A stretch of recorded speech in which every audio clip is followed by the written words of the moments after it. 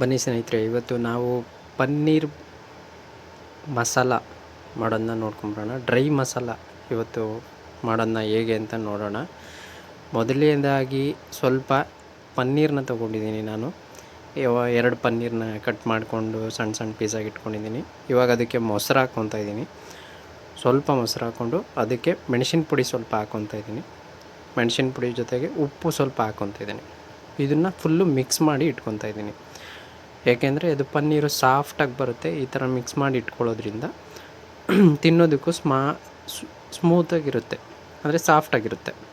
ಬನ್ನಿ, ಮೊದಲು ಬಾಣಲಿ ತೊಗೊಂಡಿದ್ದೀನಿ. ಬಾಣಲಿಗೆ ಸ್ವಲ್ಪ ಎಣ್ಣೆ ಹಾಕ್ಕೊತಾ ಇದ್ದೀನಿ. ಎಣ್ಣೆ ಹಾಕ್ಕೊಂಡ್ಮೇಲೆ ಚಕ್ಕೆ ಮತ್ತು ಲವಂಗ ಹಾಕ್ತಾಯಿದ್ದೀನಿ. ಲವಂಗ ಹಾಕ್ಬಿಟ್ಮೇಲೆ ಸ್ವಲ್ಪ ಈರುಳ್ಳಿ ಹಾಕ್ಕೊತಾ ಇದ್ದೀನಿ. ಈರುಳ್ಳಿ ಹಾಕ್ಕೊಂಡು ಅದು ಚೆನ್ನಾಗಿ ಈರುಳ್ಳಿನ ಫ್ರೈ ಮಾಡ್ಕೊಳ್ಬೇಕು. ಕೆಂಪಾಗೋವರೆಗೂ ಈರುಳ್ಳಿನ ಫ್ರೈ ಮಾಡ್ಕೊತಾ ಇದ್ದೀನಿ. ಈರುಳ್ಳಿ ಫ್ರೈ ಮಾಡ್ಕೊಂಡಾದಮೇಲೆ ಸ್ವಲ್ಪ ಒಣಮೆಣ್ಸಿನ್ಕಾಯಿ 2 ಹಾಕ್ಕೊತಾ ಇದ್ದೀನಿ.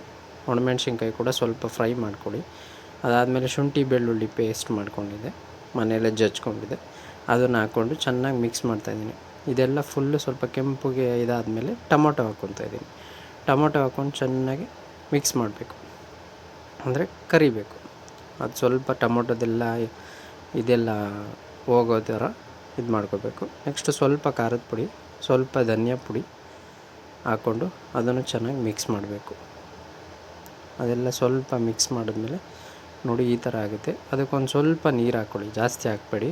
ಜಾಸ್ತಿ ನೀರು ಹಾಕ್ಬಿಟ್ರೆ ಫುಲ್ಲು ಮಸಾಲೆ ಆಗಿಬಿಡುತ್ತೆ. ನೀರು ಹಾಕ್ಕೊಂಡಾದ್ಮೇಲೆ ಆ ಮಿಕ್ಸ್ ಮಾಡಿದ್ವಲ್ಲ ಮೊಸರು ಮತ್ತು ಉಪ್ಪು ಮೆಣಸಿನ ಪುಡಿ, ಇದು ಪನ್ನೀರು, ಆ ಪನ್ನೀರನ್ನ ತೊಗೊಂಡು ಮಿಕ್ಸ್ ಮಾಡಿ ಆದಮೇಲೆ ಸ್ವಲ್ಪ ಹೊತ್ತು ಚೆನ್ನಾಗಿ ಕುದಿಸಿ. ಜಾಸ್ತಿ ಕುದಿಸೋಕೆ ಹೋಗಬೇಡಿ, ಪನ್ನೀರು ಗಟ್ಟಿ ಆಗಿಬಿಡುತ್ತೆ. ನೋಡಿ, ಪನ್ನೀರ್ ಮಸಾಲ ರೆಡಿ ಆಗಿದೆ. ಇದನ್ನು ಸ್ವಲ್ಪ ಹೊತ್ತು ಒಂದು 5 ನಿಮಿಷ ಬಿಡಿ. ನೋಡಿ, ಇವಾಗ ಚಪಾತಿಗೆ ಹಾಕ್ಕೊಂಡು ತಿನ್ಬೋದು, ನೀವು ದೋಸೆಗೆ ಹಾಕ್ಕೊಂಡು ತಿನ್ಬೋದು, ರೊಟ್ಟಿಗೆ ಹಾಕ್ಕೊಂಡು ತಿನ್ಬೋದು. ತುಂಬ ಚೆನ್ನಾಗಿರುತ್ತೆ. ರೋಟಿಗೆ ಹಾಕ್ಕೊಂಡು ತಿನ್ಬೋದು. ಹೋಟ್ಲಲ್ಲಿ ಮಾಡೋ ಥರನೇ ಪನ್ನೀರ್ ಮಸಾಲ ರೆಡಿ ಆಗುತ್ತೆ.